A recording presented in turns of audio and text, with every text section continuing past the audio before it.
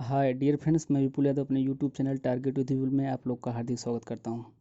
Friends, आज मैं NTPC और ग्रुप डी का पहला लेक्चर, पहला दिन, मोस्ट इम्पॉर्टेंट जो सिलेक्टेड क्वेश्चन है, जो आगे ग्रुप डी एनटीपीसी में पूछे गए प्रश्न हैं, बहुत इंपॉर्टेंट है फ्रेंड्स। प्लीज़ आप लोग इसे याद नहीं, रट लीजिए, हर परीक्षा में पूछे जाते हैं। चलिए वीडियो स्टार्ट करते हैं। वीडियो स्टार्ट करने से पहले आप लोग अभी भी जो मेरे चैनल को सब्सक्राइब नहीं किया है, प्लीज़ वो सब्सक्राइब कर लें, शेयर कमेंट लाइक ज़रूर करें। चलिए, पहला प्रश्न है, परमाणु के नाभिक में होते हैं, परमाणु के नाभिक में क्या होते हैं? परमाणु के नाभिक में प्रोटॉन और न्यूट्रॉन होते हैं। इसका आंसर होगा, बताएं, जैसे परमाणु का ये नाभिक है, इसमें प्रोटॉन और न्यूट्रॉन होते हैं, और बाहर ये जो चक्कर लगाता है इलेक्ट्रॉन होता है।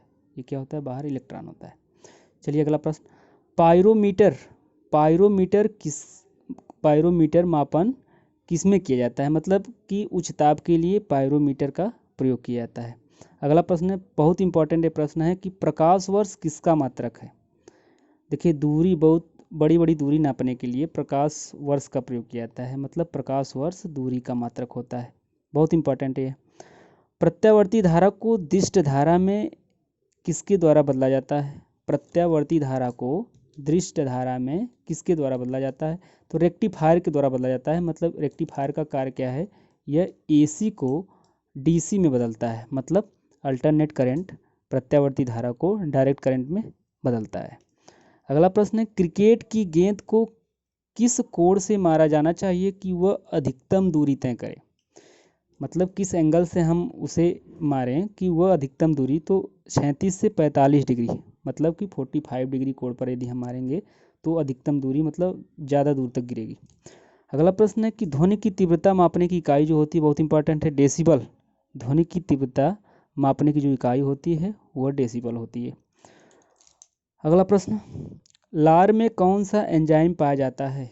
लार में कौन सा एंजाइम पाया जाता है? तो टायलिन नामक एंजाइम पाया जाता है। लार में टायलिन नामक एंजाइम पाया जाता है। अगला है, टिबिया नामक हड्डी किस में पाई जाती है?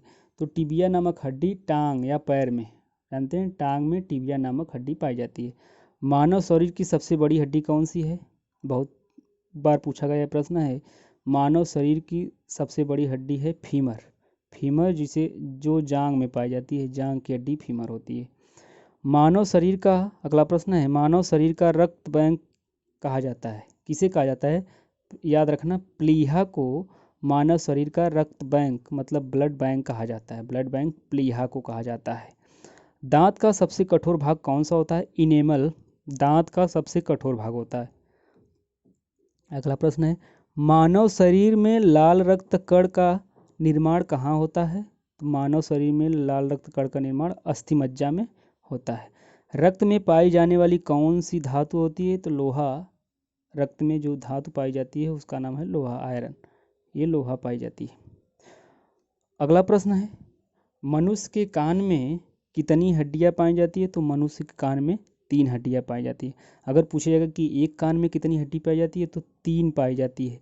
दूसरे कान में भी 3 पाई जाती है, दोनों मिलाकर 6 होती हैं, लेकिन कुल 6 होती हैं। और अगर पूछा जाए कि सबसे छोटी हड्डी कौन सी होती है, मतलब कि जैसे अभी मैंने पढ़ा ऊपर कि मानव शरीर की सबसे बड़ी हड्डी कौन सी होती है, तो फीमर। अगर सबसे छोटी हड्डी कहेगा तो सबसे छोटी हड्डी कान की हड्डी होती है, जिसका नाम है स्टेपिस। क्या नाम है? याद रखना, स्टेपिस लिख दे रहा हूँ, स्टेपिस कान की हड्डी होती है जो सबसे छोटी होती है, और कान में पूरा 6 हड्डी पाई जाती है। अगला प्रश्न, सौर ऊर्जा को विद्युत ऊर्जा में बदलने वाले यंत्र का क्या नाम है? क्या कहते हैं? तो फोटो वोल्टिक सेल कहते हैं। सौर विद्युत ऊर्जा को बदलता है, सौर ऊर्जा को विद्युत ऊर्जा में बदलता है। लास्ट प्रश्न है, भारत में सर्वप्रथम चलाई गई ट्रेन का क्या नाम था? तो ब्लैक ब्यूटी। भारत में जो सबसे पहली ट्रेन चलाई गई थी उसका नाम था ब्लैक ब्यूटी। फ्रेंड्स, आज पहला दिन था, मैंने टॉप 15 लिया है और ये सिलेक्टेड क्वेश्चन है, प्लीज़ आप इसे रट लीजिए। अगली बार जो 15 दिसंबर से परीक्षा है, रोज़ मैं इसी तरह डेली वीडियो डालता रहूँगा। वीडियो देखने के लिए बहुत बहुत धन्यवाद।